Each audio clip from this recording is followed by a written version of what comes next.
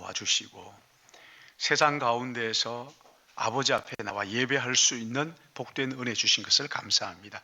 특별히 이 시간에 하나님 말씀을 듣기를 원하오니 성령이 오셔서 우리의 마음을 주관하시고 우리 안에 성령께서 말씀에 귀를 기울이고 집중하도록 하셔서 세상에 가치 없는 것들을 가지고 너무나 가치로운 것들을 혼란하게 하는 일이 없도록 이 한 시간 성령 하나님 온전히 주장하여 주시기를 간절히 바라오며 부족한 종 말씀 대언하기 원합니다.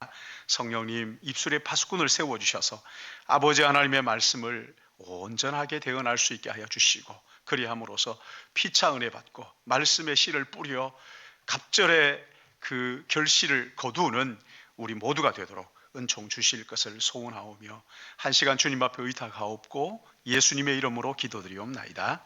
아멘. 저는 지난주에 참 바쁘게 지냈는데 그 가운데서 목요일 날 저녁에 예전에 우리 교회에 출석했던 그 청년의 어머니가 소천을 하셔서 문상을 다녀왔어요. 근데 그 가서 제가 들었는데 아직도 30대인 그 청년인데 40대 청년인데 그 형이 지난해에 세상을 떠난 거예요. 근데 그 세상을 떠난 아들을 생각하면서 너무나 가슴 아파하다가 1년 지난 후에 어머님이 세상을 떠나신 거예요. 참 이게 얼마나 참 이게 가슴 아픈 일이에요. 여러분 이런 비극적인 상황을 맞이할 때 신앙인들이 하나님 앞에 어떤 질문을 하죠? 하나님 당신 어디 계십니까? 하나님 정말 나를 사랑하시는 거 맞습니까? 하나님이 나를 사랑하신다면 왜 우리를 이런 어려움 가운데 던져두십니까? 여러분 지금 보세요. 우크라이나와 러시아가 전쟁 중이에요. 애꿎은 아이들과 여자들이 이 피해를 고스란히 당하고 있어요. 이 사람들도 크리스찬이에요. 러시아 정교회 크리스찬들이라고요. 우리하고는 좀 다르기는 하지만 하나님을 향해서 뭐라 그럴까요? 하나님 어디 계십니까? 지금 지구촌 곳곳에서는 지진과 기근, 가뭄, 물난리, 야단법석이지. 하나님 어디 계십니까? 우리 청년들은 참 이 한치의 앞을 알 수 없는 이 장래를 놓고 여기저기 두드려 보면서 내가 어떻게 살아야 될까? 취업의 문을 두드려 보지만 열리지 않는 문 앞에 서서 하나님 어디 계십니까? 하나님이 함께 계시면 어떻게 이런 일이 있을 수 있습니까? 하나님이 믿어지지 않고 하나님이 느껴지지 않을 때 그때가 있잖아요. 여러분 그럴 때 어떻게 하십니까? 오늘 본문은 요셉이 죽은 후 400년이 지나자 요셉을 알지 못하는 새로운 왕조가 일어났어요. 이스라엘 백성들이 생육하고 불어나고 번성하고 매우 강해 온 땅에 가득하게 되자 애굽 왕이 위협을 느끼고 이스라엘 백성들이 불어나는 것을 억제하기 위해서 첫 번째 정책을 쓰는데 뭐냐면 이를 죽도록 시키자. 노동을 가중시켜가지고 죽도록 일을 시키면 애들을 적게 낳지 않겠는가? 아니, 더 불어나는 거죠. 안 되겠다. 히브리 산파를 부릅니다. 산파를 불러가지고 이번에는 남자 아이들이 태어나면 다 죽이라가 아니고 죽도록 방치해 둬라. 산모가 모르게 죽도록 방치해 두고 딸이면 잘 챙겨서 살려라. 그래서 그 정책이 실패합니다. 그래서 이번에는 남자 아이가 태어나면 죽도록 버려두는 것이 아니라 나일강에다가 던져라. 딸이면 살려두라. 그 명령을 내립니다. 이런 끔찍한 일들이 진행되는 동안에 하나님은 도대체 어디 계십니까? 하나님은 정말 이스라엘 백성들과 함께 하시는 겁니까? 라고 질문할 수가 있죠. 근데 그 질문에 대한 두 개의 대답이 두 개의 이야기를 가지고 지금 대답하는 내용이 오늘 본문의 말씀이죠. 15절 16절 말씀을 보시면 애굽 왕이 히브리 산파 시브라와 부하라는 사람을 불러서 이렇게 말합니다.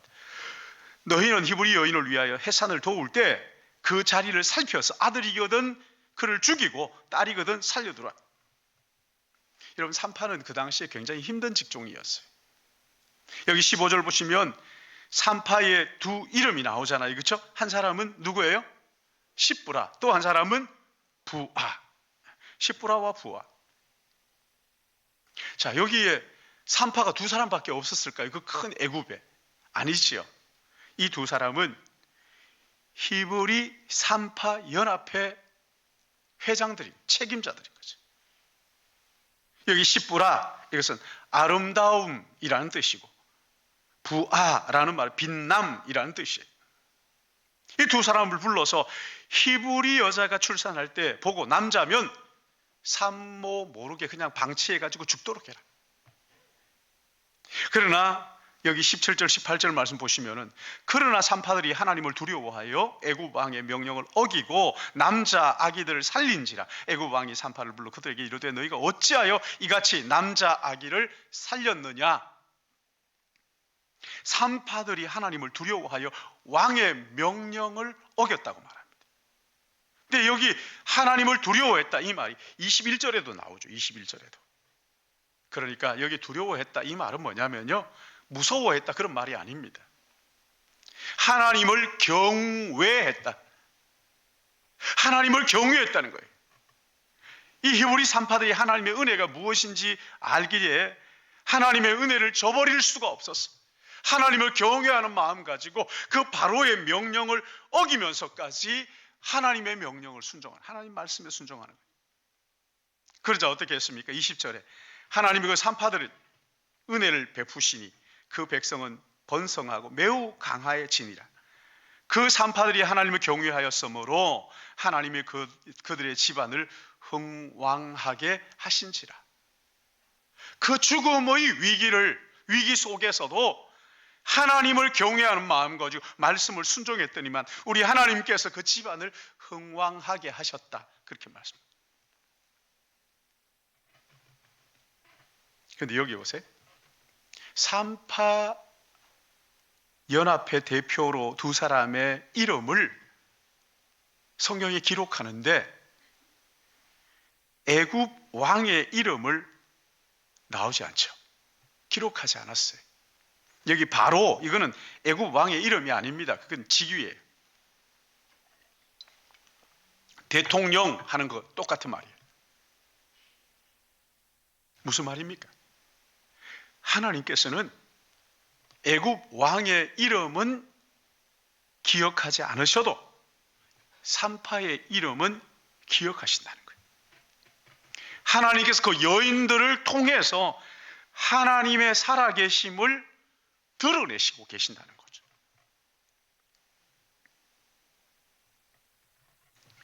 이 이야기가 우리에게 주는 교훈이 있죠. 하나님은 침묵하는 것 같고 겉으로 하나님의 역사가 보이지 않는 것 같고, 그러나 그때에도 여전히 하나님은 일하고 계신다는 것을 히브리 산파 십부라와 부아를 통해서 보여주신 거죠. 하나님의 역사가 전면에 드러나지 않고 하나님이 함께 하심이 느껴지지 않는 그때에도 믿음의 사람들을 통해서 하나님은 여전히 일하시고 계신다는 것이죠. 제가 좋아하는 찬양, 자주 듣는 찬양이 하나 있어요. 2015년 나이지리아의 시나크라는 여자분이 작곡한 곡인데, 이분에게 성령이, 기도하는 중에 성령이 감동하셔가지고 분단된 한국을 가슴에 품고 이 곡을 작곡했다는 거예요. 웨이메이커예요. 웨이메이커. 길 만드시는 분. 여러분, 이거 제가 한번 같이 들어볼까 했는데 이게 너무 길어가지고 집에 가서 들어보셔요. 그 가사가 이렇습니다. 주 여기 함께 하시니 나 예배해, 나 예배해. 주 여기 함께 하시는 것을 알고 믿는 사람들이 예배를, 이곳에 운행하시니 나 예배해, 나 예배해. 모든 마음 위로하시니 나 예배해, 예배해. 상한 마음 치유하시네, 예배해, 예배해. 그는 세기를 만드시는 주, 큰 기적을 행하시는 분, 그는 나의 하나님, 그는 약속을 이루시는 분, 어두움 속에 빛이 되시는 분, 그는 나의 하나님. 얼마나 확신에 찼어. 주 여기 역사하시니 나 예배해, 나 예배해. 죄인을 돌이키시네, 나 예배해, 나 예배해. 눈먼 자 보게 하시네, 나 예배해, 나 예배해. 교회에 새 힘을 주시네, 나 예배해, 나 예배해. 그는 세기를 만드시는 주, 큰 기적을 행하시는 주, 그는 나의 하나님. 그는 약속을 이루시는 주, 어두움 속에 빛이 되시네, 그는 나의 하나님. 그 다음 가사가 정말 중요한 거예요. 여기에 확신에 차서 하나님을 느끼고 하나님을 깨닫고 하면서 나 예배합니다, 하나님을 경배합니다, 이렇게 찬양을 하고, 그 다음이 뭐냐면요, 비록 내게 보이지 않아도, 비록 내게 느껴지지 않아도 하나님은 멈추시지 않네. 하나님은 새 일 행하시네. 비록 내게 보이지 않아도, 비록 내게 느껴지지 않아도 하나님은 멈추지, 하나님은 새 일을 행하시네. 예배 가운데 와서 하나님이 나와 함께 하신다는 걸 도무지 느껴지지 않고 깨달아지지 않아요. 여러분, 때때로 하나님이 안 계시는 것처럼 느껴지는 때가 있으시지. 하나님이 전혀 보이지 않는 그때가 있잖아요. 그럴 때도 여전히 하나님은 누군가를 통해서 일하신다 하는 것을 지금 이야기하는 거죠. 여러분, 에스더서 아시죠? 에스더서를 보시면 이스라엘 백성들이 포로로 잡혀갔을 때 하만이라는 아주 못된 사람이 그 나라의 2인자가 돼가지고 이스라엘 백성들을 전부 죽여버리겠다고 인종 청소를 선언하고는 장대를 높이 달고 거기에 매달아 죽이겠다. 그때 에스더가 뭐라 그럽니까? 왕이 나를 부르지 않아도 내가 죽으면 죽으리이다 하면서 결단하고 왕 앞에 나가서 자초지종을 설명하고는 그 죽음에서 구원을 받습니다. 근데 재미나는 것은 이 에스더를 아무리 읽어도 거기에 하나님, 여호와 하나님이라는 이름이 하나도 나오지 않아요. 그러나 하나님은 하나님의 이름이 나오지 않아도 에스더와 모르드게를 통해서 하나님이 그때도 여전히 일하신다는 것을 이 에스더를 통해서 우리에게 보여주시는 거예요.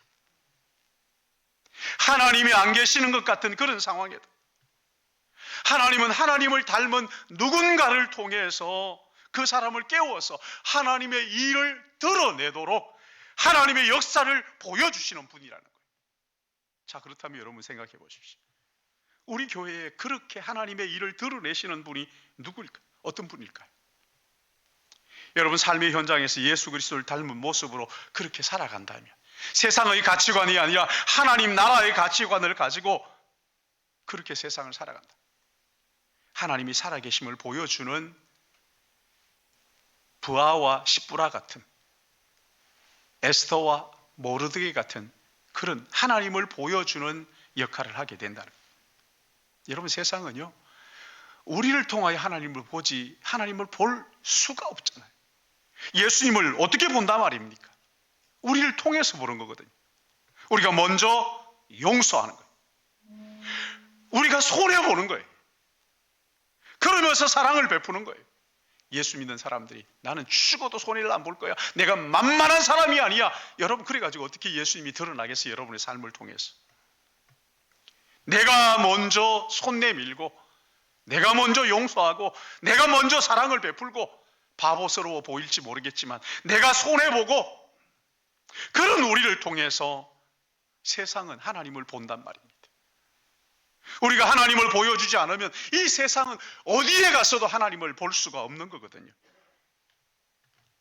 최근에 장례식이 참 많이 있었어요. 늘 말씀드리면 장례는 갑자기 나는 거예요. 바쁜데 장례까지 겹칠 때가 얼마나 많아요. 그런데도 장례가 있다고 가자 그러면 싫은 소리 한마디 하지 않고 그 슬픔 당한 유족들만 생각하고 가서 내가 위로해야지 달려가는 그분들, 제 마음속에 이 말씀을 묵상하면서, 야, 그분들이 하나님을 드러내는 사람들이구나. 아니나 다를까 장례를 마치고 돌아오면 그러는 거거든요. 내가 그분들이 오셔서 얼마나 위로를 받았는지 몰라요. 무슨 말입니까? 하나님을 보여주는 분들이에요. 하나님이 지금도 우리와 함께 하신다는 것을 드러내는 사람들이란 말이죠. 그 바쁜 가운데 내일 출근해야 되는데 달려와가지고 밤새 가서 위로하고 다시 돌아오고 하나님을 보여주는 십브라와 부하 같은 에스더와 모르드게 같은 하나님의 역사가 눈에 보이지 않지만 하나님의 역사를 보여주는 그런 사람들 아니냐고요. 코로나19가 3년 동안 지속되면서 참 하나님이 안 계신 것 같은, 하나님이 정말 나를 사랑하실까, 이런 뉴 노멀 시대 아닙니까?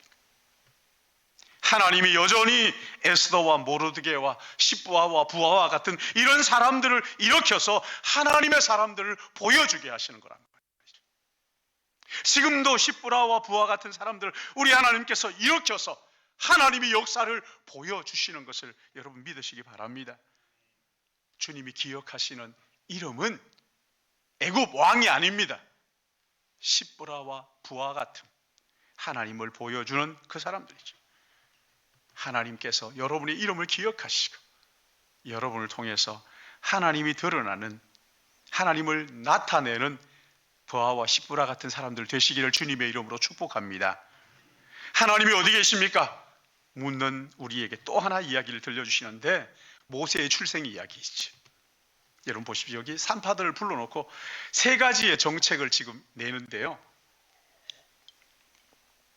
이스라엘 그 히브리 민족이 막 늘어나니까 왕이 불러가지고는 야 이러지 말고 이 히브리 사람들에게 힘들게, 아주 힘들게 일을 시켜라. 그래가지고 막 그 성을 건축하도록 만들잖아요.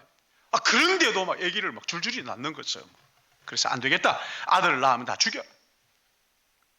그래도 이게 막아지지 않는, 이게 산파들이 그렇게 하질 않아요. 이번에는 아들 낳으면 나일 강에다가 던져라.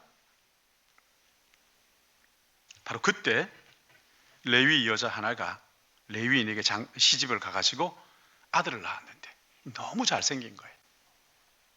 그래서 석 달 동안 숨겨서 키웁니다. 여러분 제 자식 밉다고 그러는 사람이 있어요? 누구나 다 이쁘다 그러잖아요. 아름답다 그러잖아요. 그런데 여기 성경에 나오는 잘생겼다, 여러분 이 말은요, 야, 내 자식이어서 참 잘생겨 그런 얘기가 아닙니다. 여기 잘생겼다는 말은 창세기에 나오는데 하나님이 천지를 지으시고 보시기에 좋았더라, 심히 좋았더라, 토브, 보시기에 심히 좋았더라, 그게 바로 여기 잘생겼다 이 말입니다. 무슨 말입니까? 모세의 부모가 모세를 딱 낳고 보니까 모세를 딱 쳐다보는 순간 하나님의 섭리를 가슴으로 느끼게 된 거예요. 하나님의 뜻이 있나 보다, 뭔가 하나님이 역사하시는 것 같다, 이걸 깨달았다는 거예요. 하나님의 특별한 계획을 깨닫게 됐어요.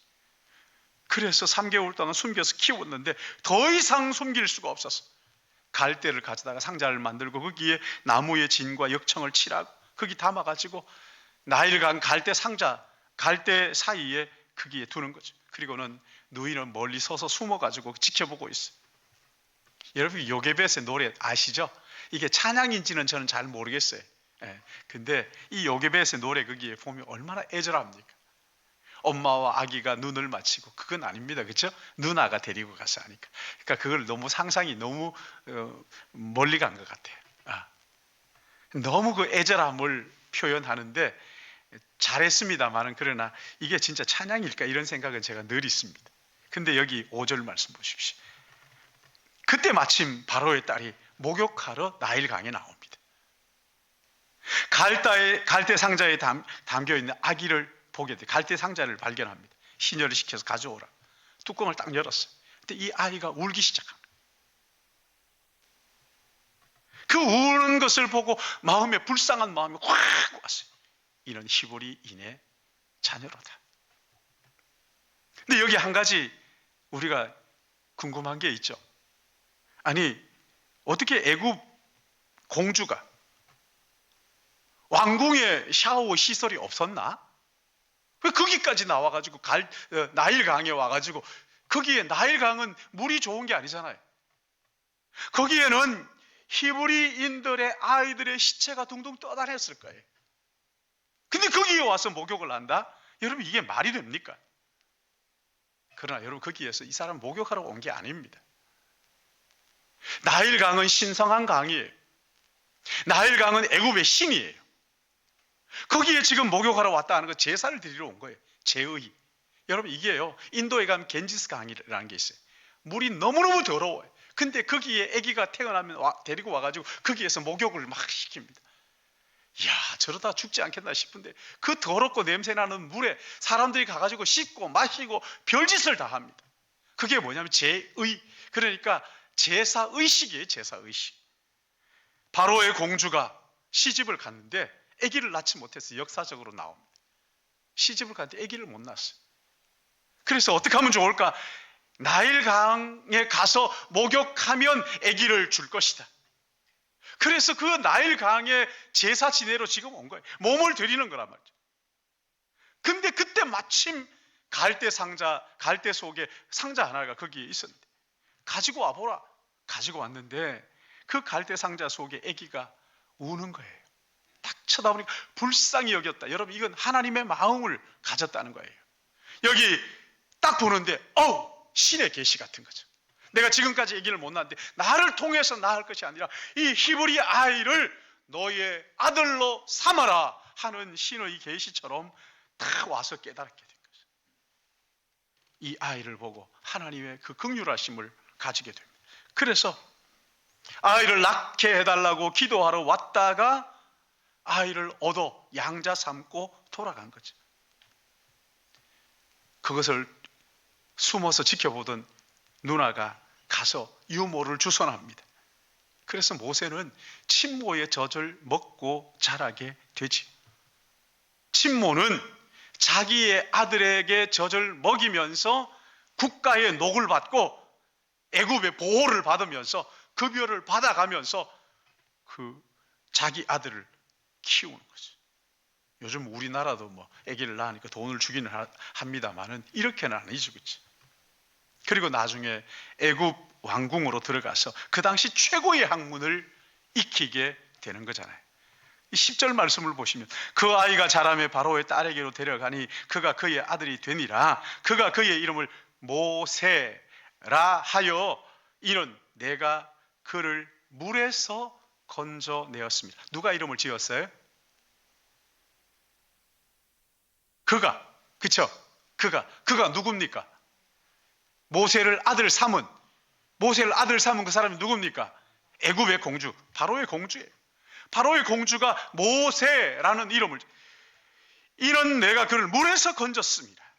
그렇게 모세는 자기 백성을 구원하는 지도자로 하나님께서 준비를 하셨던 것이지.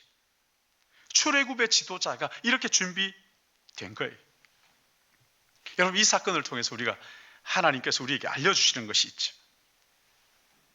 사실 모세는요, 시대를 잘못 타고난 거잖아요. 그렇죠? 조금만 더 일찍 태어났으면은 요셉의 영향으로 직사 대접을 받았을 텐데 태어나자마자 죽어야 되는 나일 강에 버려져야 하는 이런 운명을 타고나죠. 아주 최악이죠, 그렇죠? 네. 한번 생각해 보세요. 내가 아기를 낳았는데 정부에서 안 죽이면 가만 안 두겠다. 그러면서 막 경찰이 와가지고 갖다 버리라고 한다. 한강에다 갖다 버리십시오. 막 이렇게 한다. 참 최악이죠. 그러나 더 놀라운 것은 이런 최악의 상황, 가슴 찢어지는 그 아픔을 가지고 아들을 나일강에다가 떠나 보냈는데 어떤 일이 벌어져요? 하나님이 이 최악을 최선으로 뒤집어 놓으시는 분이란 말이지. 너무 기가 막히죠. 우리의 삶에도 이런 놀라운 은혜가 있기를 주님의 이름으로 축복합니다. 무에서 유를 창조하신 하나님, 최악의 상황을 최선으로 바꾸어 놓으시는 역전의 명수이신 하나님, 그 하나님이 지도자 모세를 준비를 하셨어요. 보세요. 엄마는 갈대 상자를 엮어가지고 거기에 나무진과 역청을 칠해서 물이 새지 않도록 최선을 다해서 만들었어요. 누나는 뭐합니까? 그 갈대 상자를 들고 나일강에다가 띄워놓고 그게 어떻게 되는지 숨어서 지켜보고 있어요.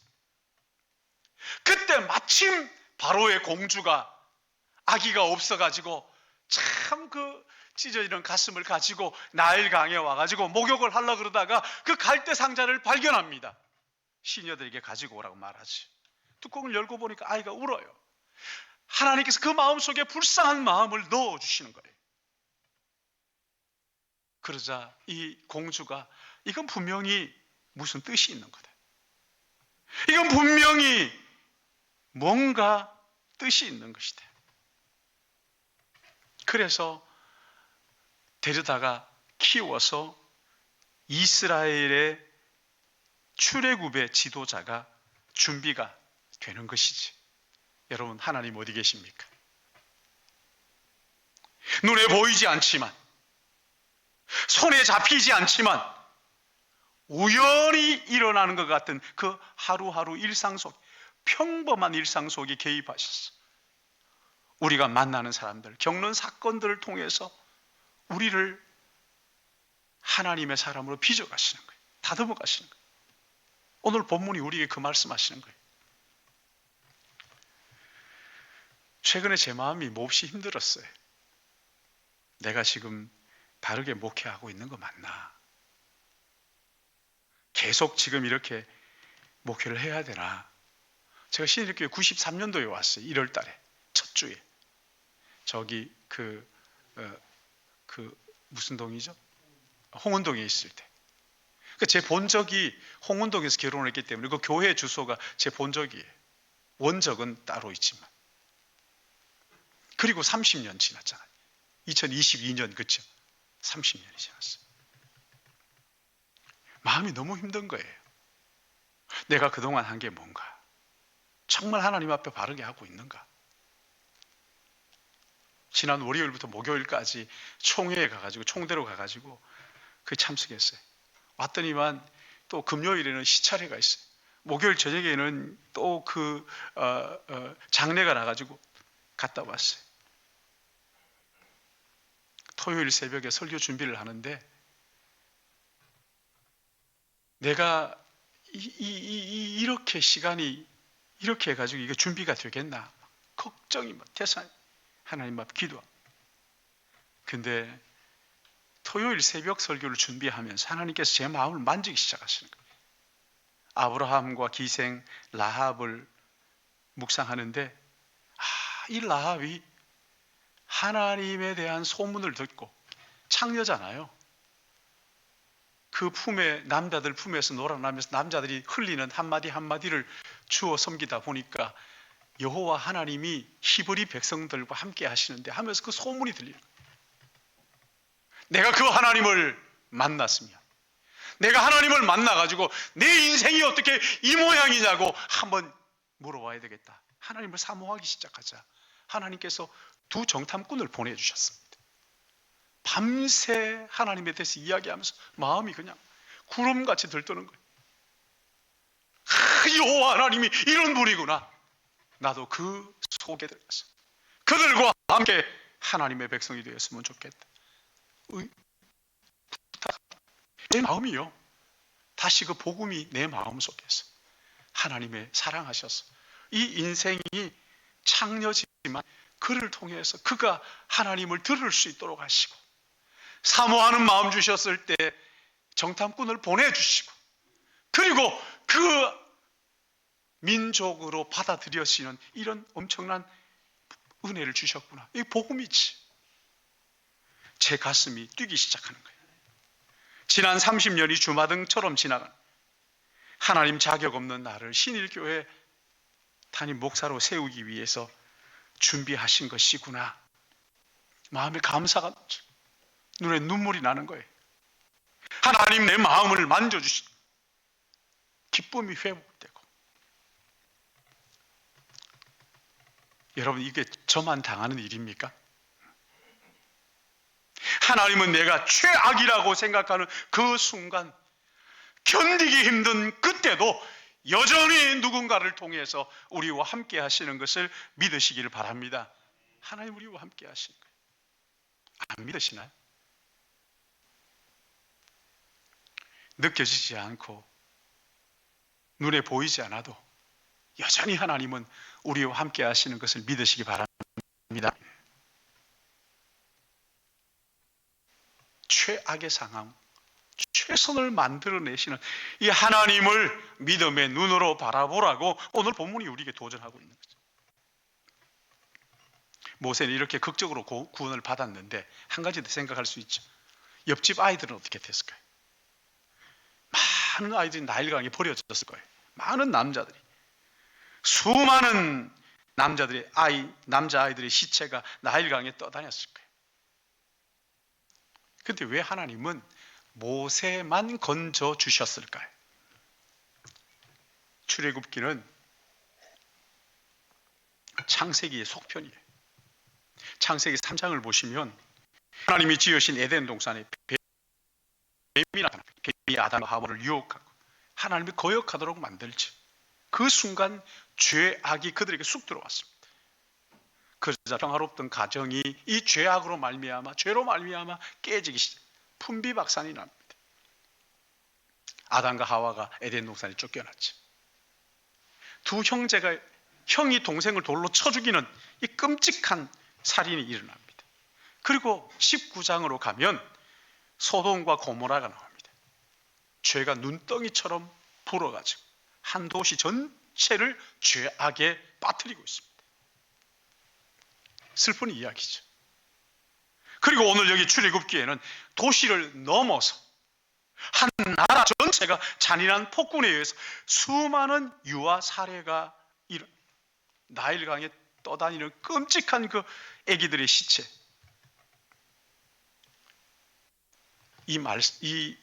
그것을 바라보면서 얘기하는 거죠. 이 죄악에서 누가 우리를 건질 것인가? 여러분, 죄악은 여기서 끝나지 않습니다. 죄는 절대 그냥 없어지지 않아요. 한 나라를 넘어서 지금은 보세요. 온 인류가 죄악으로 가득 차 있잖아요. 그래서 우리는 질문하죠. 누가 이 끔찍한 죄악에서 죄악의 사슬을 끊고 우리를 건져 주실 것인가? 이 질문은 앞에 성경은 대답합니다. 앞으로 올 한 사람을 기다리라고. 그 사람을 가리키고 있습니다. 그 사람은 모세처럼 죄와 사망에서 우리를 건져 주실 것이라고. 그분은 유일한 소망이라고. 그분을 기다리라고. 그런 어느 날 헤롯이라는 폭군이 베들레헴에서 태어난 아이들 2살 아래로 모든 아이들 다 죽이라는 끔찍한 유아 살해의 명령을 내리고 자기의 권력을 유지하기 위해서 눈 하나 깜짝하지 않고 그런 못된 일을 저지르는 이 폭력과 죽음의 이 시대, 한 분 어린 갓난 아기로 베들레헴 말구유에 태어나셨어요. 그 아이의 별명은 제2의 모세였어요. 그러나 그분은 모세보다 더 어렵고 더 힘든 삶을 가난하고 보잘것없는 사람들의 친구가 되어주셨어요. 세리와 창녀의 친구가 되어주셨어요. 사람들은 그를 자기의 죄 때문에 십자가에 죽었다고 얘기했어요. 그런데 하나님은 그를 절망을 희망으로 바꾸어주는 놀라운 역사로 사용을 하셨다는 거예요. 저주의 십자가에 돌아가셨는데 하나님은 그를 죽음을 통해서, 그의 죽음을 통해서 온 인류가 죄와 죽음의 저주에서 건져주는 하늘의 생명문을 열어놓는 놀라운 역사를 이루게 하십니다. 하나님은 죽음을 통해서 생명의 문을 여시는 역전의 하나님이라는 것을 그분을 통해서 우리에게 보여주셨습니다. 그분은 죽음으로 끝나지 않았어요. 부활로 이어졌습니다. 그분의 부활을 통해서 우리에게 두 가지 사실을 알려줍니다. 하나는 이 세상이 전부가 아니다. 너희 눈으로 보는 그거 전부가 아니다. 100년이 중요한 것이 아니라 영원한 삶이 너희에게 있다는 것을 우리에게 보여주셨습니다. 또 하나 있습니다. 죽음이 끝이 아니다. 죽음을 넘어 영원한 생명이 있어서 우리에게 알려주셨습니다. 요한계시록 21장 4절을 보시면 모든 눈물을 그 눈에서 닦아주시니 다시는 상황이 없고 애통하는 것이나 곡하는 것이나 아픈 것이 다시 있지 아니하리니 처음 것들이 다 지나갔습니다. 영원한 세계의 문을 십자가를 통해서 열어주신 거예요. 그래서 우리 모든 소망, 우리의 모든 소망이 예수 그리스도 그분에게 달려있다. 세월호 사건이 일어나고 난 다음에 온 국민들의 마음이 얼마나 힘들었어요. 어느 집사님이 제게 질문을 했어요. 목사님, 지금 하나님은 어디 계십니까? 자기는 그 슬픔에 견딜 수가 없다는 거예요. 목사님, 하나님은 어디 계십니까? 하나님은 뭐 하십니까? 안 믿기로 작정한 사람처럼 그렇게 질문을. 사랑하는 여러분, 결국 우리도 다 죽어요. 우리 다 죽어요. 그러나 이거 기억하십시오. 하나님도 이 저주받은 세상에서 아들을 잃으셨어요. 여러분, 이 슬픔을 아십니까? 그러나 그것이 끝이 아니었어요. 그 아들의 죽음을 통해서 새로운 세계의 문을 활짝 영원한 세계의 문을 열어놓으셨어요. 그리고 그 아들만이 하나님이 어디 계십니까? 라는 절망에 빠져있는 우리의 유일한 희망이 된다는 것을, 유일한 소망이라는 것을 우리에게 보여주고 계시는 거예요. 뉴노멀 시대에 마음이 힘들어하는 모든 분들의 정말 유일한 소망이 있다면, 여러분, 돈입니까? 더 넓은 집입니까? 더 좋은 차입니까? 더 높은 명예입니까? 권력입니까? 다 지나가는 거예요. 우리에게 진정한 소망은 폭력과 죄악이 난무하는 이 땅에 오셔서 우리와 같은 아픔을 당하시고 죽으시고 부활하신 우리에게 영원한 세계를 열어주신 예수 그리스도, 그분만이 우리의 유일한 소망입니다. 이 예수 그리스도를 더 깊이 생각하고 닮아감으로 절망할 수밖에 없는 이 땅에서 영원한 나라를 소망하고 사는 믿음의 가족들 되시기를 예수님의 이름으로 축복합니다.